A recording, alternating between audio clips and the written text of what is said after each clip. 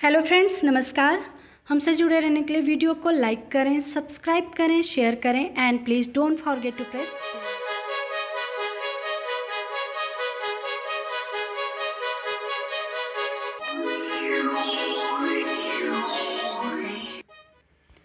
Friends, आज हम बात करने वाले हैं भारतीय साक्ष्य अधिनियम 1872 की धारा 23 के बारे में। यह धारा 23 इस अधिनियम के अध्याय 2 के तथ्यों की सुसंगति के विषय में से है और यह भाग 1 में आता है। लेकिन सबसे पहले आपसे सवाल ये जो प्रीलिम्स में आ चुके हैं और मेंस में आ चुके हैं, सवाल है कि सिविल मामलों में स्वीकृतियां कब सुसंगत हैं। अभी तक आपने पढ़ा है कि मौखिक स्वीकृति क्या है, मौखिक स्वीकृति सुसंगत कब है, लेकिन अब आपको पढ़ना है कि सिविल मामलों में स्वीकृतियां कब सुसंगत हैं।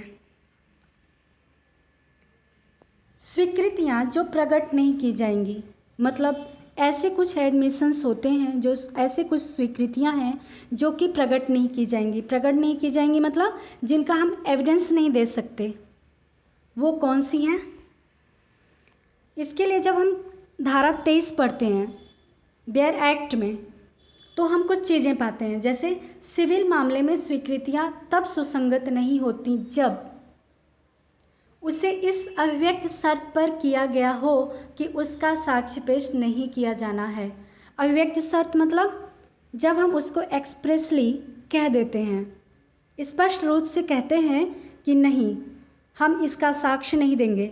जब दो पार्टी मिलकर आपस में ये तय करती है कि हम इस चीज़ का, इस स्वीकृति का, इस एडमिशंस का एविडेंस नहीं देंगे, तो वो एडमिशन जो होती है एडमिसिबल नहीं होती है। लेकिन बिना प्रतिकूल प्रभाव के, जब ये लगता है कि प्रतिकूल प्रभाव पड़ेगा, इसका उल्टा असर होगा, तो वो स्वीकृतियां फिर एडमिसिबल हो जाती हैं। दूसरी बात ये आती है बेयर एक्ट लैंग्वेज पढ़ने से कि ऐसी परिस्थितियों के अधीन किया गया हो कि जिससे न्यायालय यह अनुमान कर सकता हो कि पक्षकार इस बात पर सहमत हो गए थे कि उसका साक्ष्य नहीं दिया जाना चाहिए। मतलब ये बात न्यायालय को समझ जानी चाहिए। अगर न्यायालय को समझ में ये बात आ जाती है कि जो सूट के पक्षकार हैं, पार्टी हैं, वो आपस में सहमत हुए थे, इस बात के लिए एग्री हो गए थे कि अगर कोई बात होती है, कोई विवाद होता है, तो हम इसका एविडेंस नहीं देंगे, तो ऐसी जो स्वीकृतियां हैं वो साबित नहीं की जाएंगी। इससे रिलेटेड एक मैगजीन है, इंटरेस्ट रिपब्लिके अस सिट फिनिश लिटियम। यहाँ पर अस होगा, आप इसको करेक्ट कर लीजिएगा। यहाँ पे जो अट वर्ड लिखा हुआ है, अट नहीं अस होगा, जिसका मतलब होता है यह राज्य के हित में होता है कि मुकदमे का अंत होना चाहिए, को प्रभावी बनाती है। मतलब ये कि न्यायालय में इतने सारे काम हैं, इतने पेंडिंग मुकदमे हैं, उनको क्या होना चाहिए, ख़त्म होना चाहिए। ये नहीं कि एकदम मुकदमों का भंडार लगा रहे। तो ये राज्य के हित में होता है कि जितना ज़्यादा से ज़्यादा हम उसको अपने माध्यम से अपने से सुलझा सकें, वो ज़्यादा अच्छा होता है। इस धारा का सिद्धांत यह है कि समझौता करने के प्रयत्न का वाद के पक्षकारों पर प्रतिकूल प्रभाव नहीं पड़ना चाहिए।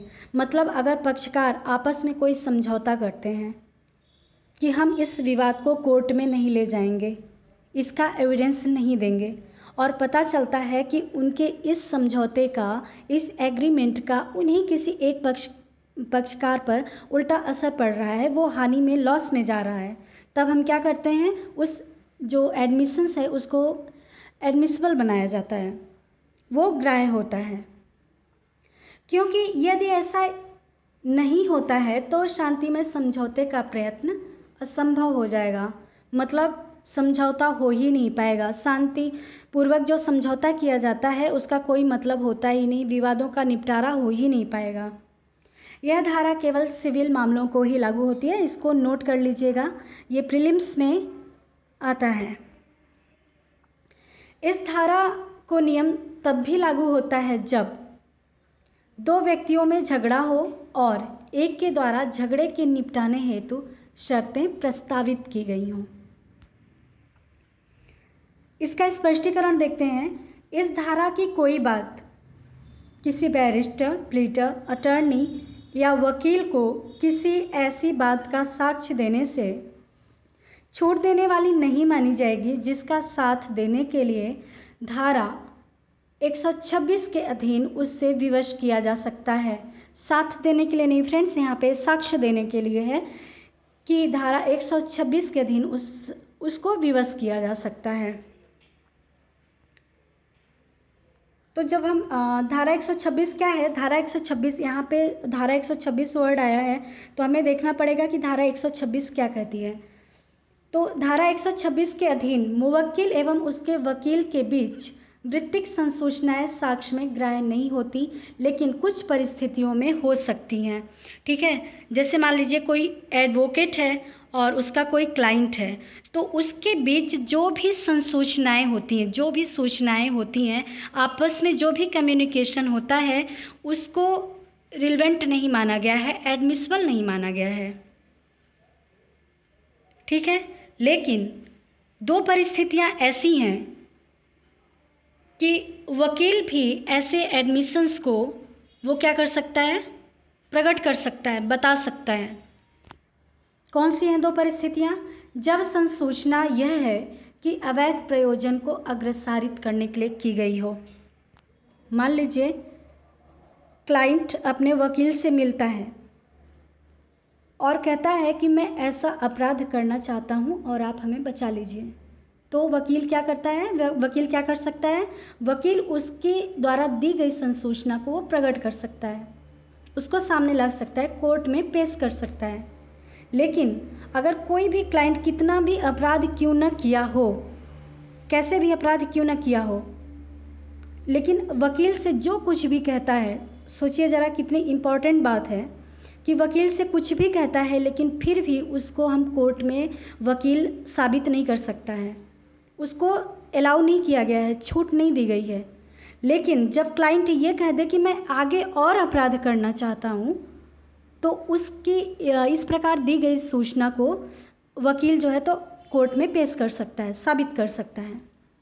दूसरा है जब नियोजन के प्रारंभ के पश्चात कोई अपराध या कपट किया गया हो, और मान लीजिए कोई क्लाइंट ऐसा मिलता है वकील के पास कि जब वकील ने उसको मतलब ये बना लिया हो कि हाँ मैं इसको जो हूँ तो मैं इसका केस लड़ूंगा आगे कोर्ट में, और उस क्लाइंट ने क्या किया हो, दोबारा से फिर कोई अपराध कर दिया हो, तो वकील क्या कर सकता है, ऐसी सूचना को न्यायालय में साबित कर सकता है।